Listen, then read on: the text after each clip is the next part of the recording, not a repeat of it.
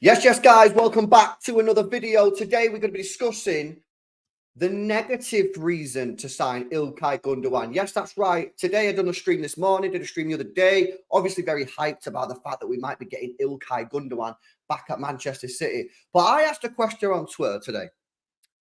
Give me the negatives. Give me the possible downsides of signing İlkay Gündogan and let me know your thoughts. And the people of Twitter have responded, and we're going to have a look at some of these people's concerns. I've not had a look at any of the answers yet. I'm going to do it right now on this video. Before we get started, make sure you drop a like on the video. Make sure you guys are subscribed to the channel. Let's have a look at the latest news first. So, 35 minutes ago, I'm recording this at 2:10 UK time. At the moment, Manchester City have not received any proposal from İlkay Gündogan regarding a return to the club. Barcelona are not prioritising the sale of İlkay Gündogan, but rather saving on his salary, meaning he could leave on a free transfer. The player's entourage is currently ruling out Saudi Arabia, while Galatasaray is being considered by his representatives. Then we got the big bombazzo, really, that David Ornstein come out and said, yes, it's true. İlkay Gündogan is exploring his options amid the possibility of leaving Barcelona with interest from clubs in the Premier League, Turkey, Qatar, and Saudi Arabia. So someone in the Premier League is interested. Who is the question? And then, of course, we got this earlier on today. İlkay Gündogan is open to the idea of leaving Barcelona for Manchester City. So I asked you guys, give me some potential negatives, to signing İlkay Gündogan. Doing a video now, we'll discuss your comments. And of course, let me know your thoughts in the comment section below if you think any more negatives that we go through the video, or if you think some of these negatives are basically not true. Blue City Brain said, there's always a chance it doesn't work out. Nostalgia is strong with this one. He left on the ultimate high, a treble, which he captained the side as well, remember. I would hate it if he came back and didn't work out for whatever reason or looked off. He's a legend as of now. He could tarnish that. It also means Nunes getting 0 minutes. Not a bad thing. But having a player you paid 50 mil for a year ago and then adding additional wages to the books is not something City tend to do. I still say yes, but playing devil's advocate here. Okay, so let's address some of these points. Good tweet by Blue City Brain. Also, follow him is really good for financial stuff. Not like buying stocks and that. I mean, like football stuff. Okay, so nostalgia, 100% correct. This is, we're thinking about Gundogan in the past, and Gundogan in the past might not be the same as Gundogan as present. I will say this, I watched him in pre-season. I can't remember who they played against. I was in Spain and I was watching Barcelona play, and he was amazing. He was amazing still, and I was like, no, he's so good, this guy. I mean, we should sign him. So, has he fallen off a cliff? No, he's not. I seen him a couple of times last year, really good. I've seen him in pre-season, still looks very good. But the nostalgia thing is correct. I would hate it if he came back and didn't work out for whatever reason. For me, if we're going to do this deal, we have to establish before the player is signed what role İlkay Gündogan is going to take up.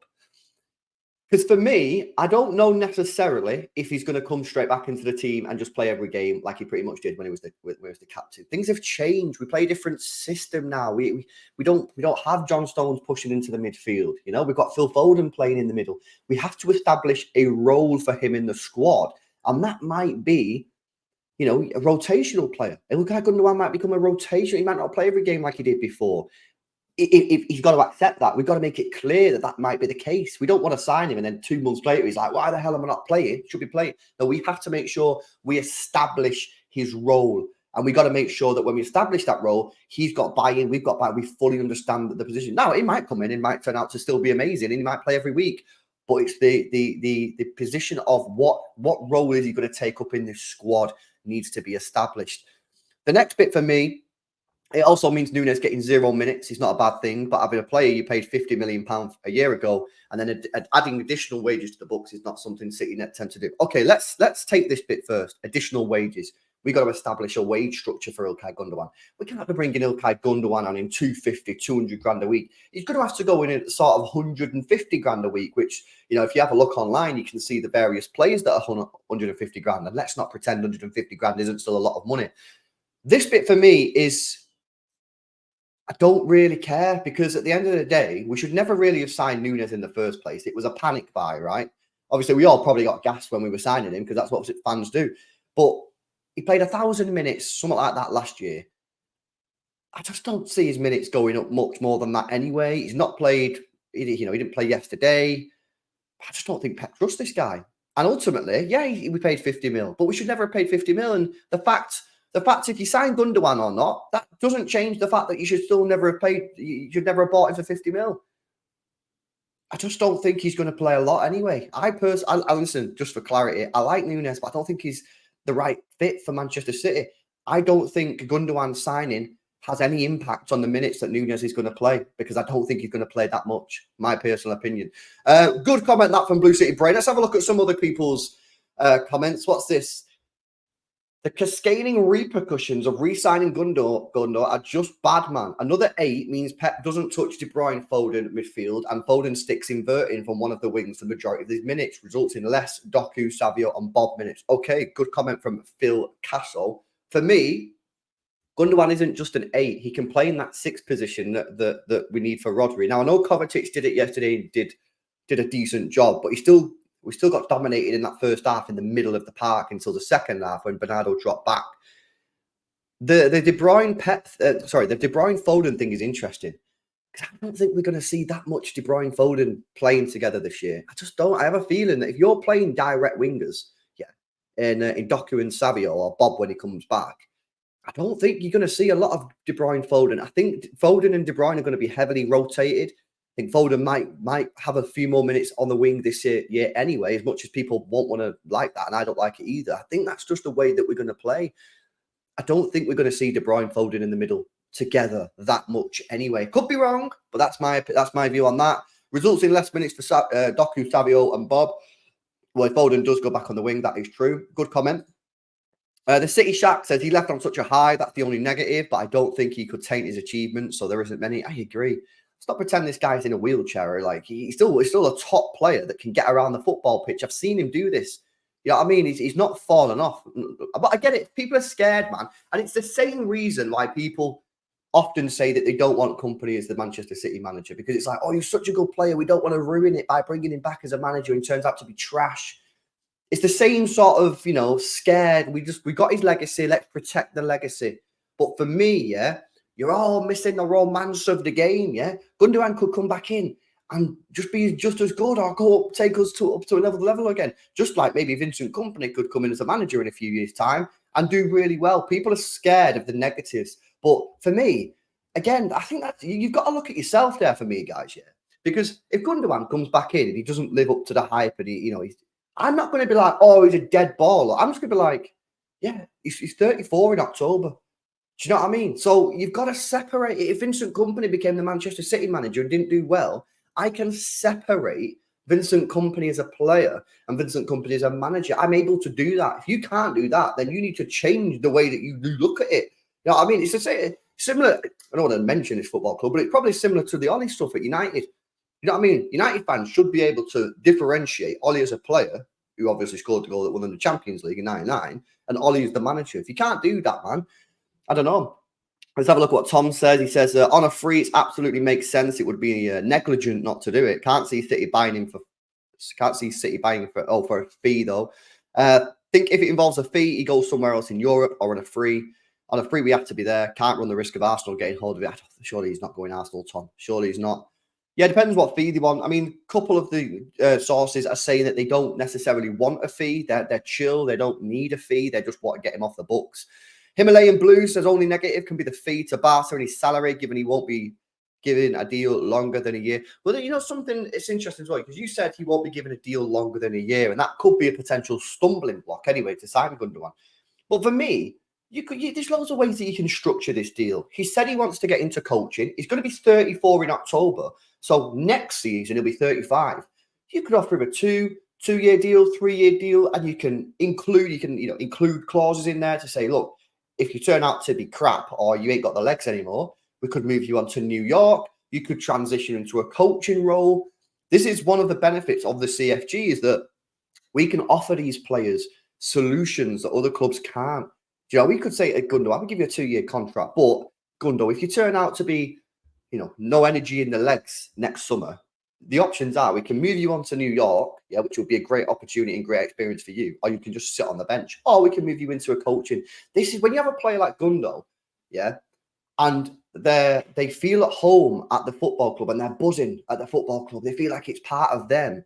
Yeah, I mean, you can just have honest and frank conversations. You know what I mean? Like, give him the deal. Just say to him, next year we'll reassess. If we want you to stay, we'll keep you on. We'll keep you on. If you want to move into coaching, because remember, next season he'll be 35 in October, so you might want to go into coaching. Could move you to Australia, Melbourne. You could go to New York. You can go wherever you want. This is the benefit that we've got, and we need to be utilising that. Zubby has gone in detail. Says blocks pathways to youngsters like McAtee and O'Reilly. And even Nunes, I really don't. The Nunes thing, I'm just not that fussed on. Because I think he's blocked anyway, just by the fact that I just don't think Pep is going to play him. But yeah, you are right. It would potentially, especially O'Reilly, who's more of that sort of 8 box to box rather than McAtee, who's probably slightly different. But you are right. It's a good point, Zubi. If Gundo starts, he'll probably start alongside Rodri and KDB. No space for Phil. Again, KDB and Phil are going to be rotated this year, in my opinion, a lot. If he doesn't perform, he'll get abused. I can't say that. Listen, no, again, that's on the people, though, bro. That's on the people doing that. Like, for me, again, you think I'm going to abuse Ilkay Gundogan? If you're abusing a club legend like Ilkay Gundogan, then you need to have a look at yourself in the mirror, man, and really assess your life. Physically declined. Again, how much is he declined by? I watched him last year quite a few times, and he didn't look like he declined much. And I watched him in pre-season. He was skipping past players. Can't play 6 anymore. Based off of what? Based off what those would be? Why can't he play 6 anymore? Why? I don't understand why he couldn't play 6. Interesting comments from Zuby. Not sure I agree with them all, but big up for the comment. Couple more we'll review. Patrick says a year older, playing in much less intense league, wages still wouldn't be low. Again, you put him on 150k a week. I don't see why he wouldn't accept that. I mean, again, if he's going to go Galatasaray, how much do you think Galatasaray are going to pay him? 200, 300 grand? That's not happening. 150k a week, man. But there is an inherent problem of replacing Gundo with Gundo. It's not a long-term solution, and it could potentially prevent us from finding that solution, like a Phillips Nunes opportunity cost. I listen, the problem that I've got with that, Patrick, yeah, and I spoke about this morning, is we aren't signing anyone else, in my opinion, in the DM position. I'd be shocked. I just don't see us. Listen, there's less than 2 weeks left of the window. We've not been linked with any midfielders recently. I don't personally believe, yeah, that we're going to sign anyone this summer. So there is no opportunity cost this summer because we're not going to sign anyone this summer. I would rather have a short-term solution than no solution. And I know some people are like, well, we have a solution in Kovacic. I'd rather have Gundo there as well and just find out what the best solution is this summer.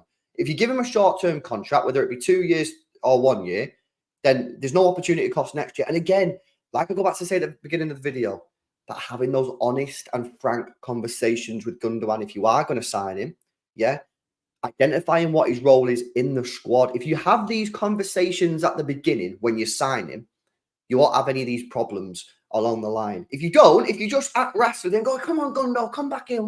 We want you back in real quick, and you're going to play all these games now. Oh, here's a 2-year deal, here's a 3-year deal, sign it, he signs it, and then 6 months in, you're not playing him because his legs have gone or whatever, then you might have problems. It's about having that honest conversation when you're signing him and making it clear what the squad, what the role in the squad is.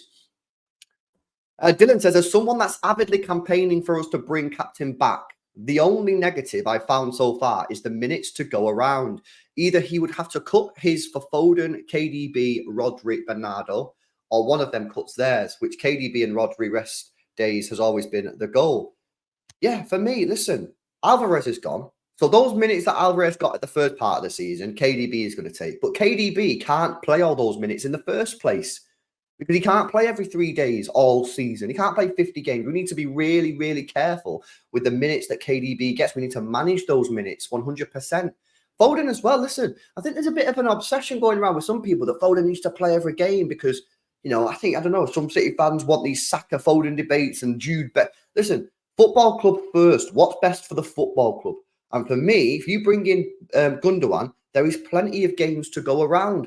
There's 2 extra games minimum in the Champions League this year because of the group stage. We got knocked out in round 1 of the Carabao Cup last year. We didn't go past Newcastle. So if we get past round 1, that's an extra game straight away. I think there's plenty of minutes. KDB is going to get injured at some point in the season, 100%. You know what I mean? I'll be shocked if he goes injury free. And, you know, again, you know, Rodri's got to be managed minutes more. KDB's got to be managed minutes more. I think it's the one. Let's do a couple more, man. High wages. Nunes, Nico Kovacic already available to play in similar position and his age. High wages, I don't think is an issue, personally. You know, I think if you put him on 150k a week, I think he'd accept that, to be honest with you. Nunes, again, like, he's just not going to play anyway. People keep on saying, if you sign him, Nunes ain't going to play. Nunes isn't going to play anyway. He was here all season last year and played 1,000-odd minutes. Pep don't trust this guy to play on the reg. So I just don't see that as a potential thing. Nico O'Reilly, already available to play in a similar position. He is, but is he trusted at this level yet? Still, and he's only played 600 minutes last season. I think he needs to just play football. Let's have a look at some more, man. AR says, spent most last season playing advanced, not the 6'8" we're looking for. But is that an issue? Like, should we be worried because Barca played him in a different position? I don't think so. Blocked opportunities for those who won a chance in pre-season, unless Pep changes it, i.e. Bob, McAtee, Nico. That's fair. 100% that is fair. It would potentially, prevent those guys from getting more minutes. The potential idea of paying a fee for someone who walked for free, I don't have a problem with it. That's the club's fault, not my fault, and I don't care. You know what I mean? Short-term plug, not fix. Short-term, but we're not getting a fix anyway. And that, again, everyone keeps on saying it's a short-term fix. It's a short-term fix, but we're not getting a fix because we ain't signing anyone. I just don't see us signing anyone else. I really don't. Jack Gorn came out and said we ain't signing anyone. Sam Lee reckons we're not signing anyone. I don't think we're signing anyone. So it's either this short-term fix or we're not getting anyone else anyway. Listen, it's interesting, man. Thank you to everyone that sent in comments on that. Very, very interesting. If you want to give me some more negative reasons as to why we shouldn't sign Gundogan, feel free to do so in the comments section below. For me, I'd sign him. And have that honest conversation is crucial before you sign him. That's the thing that would cause this to go tits up or not. If you have the honest conversation, say, Gundo, you're going to be 34 in October. Yeah, we're not going to play you in sentiment. We're only going to play you if you're good enough. If you start to drop off, you ain't playing. As long as you have those honest conversations. And listen, you might go, listen, I need to be guaranteed football. I'm getting 34. That's not for me. No problem, Gundo. You go somewhere else then. No problem. But, wish you luck, legend. See you later. I think if you have those conversations, it'll be fine. Guys, make sure you smash a like on the video. I hope you enjoyed it. Make sure you subscribe to the channel as well if you're new. If you want me to do some more of these opinion-style videos, let me know in the comment section.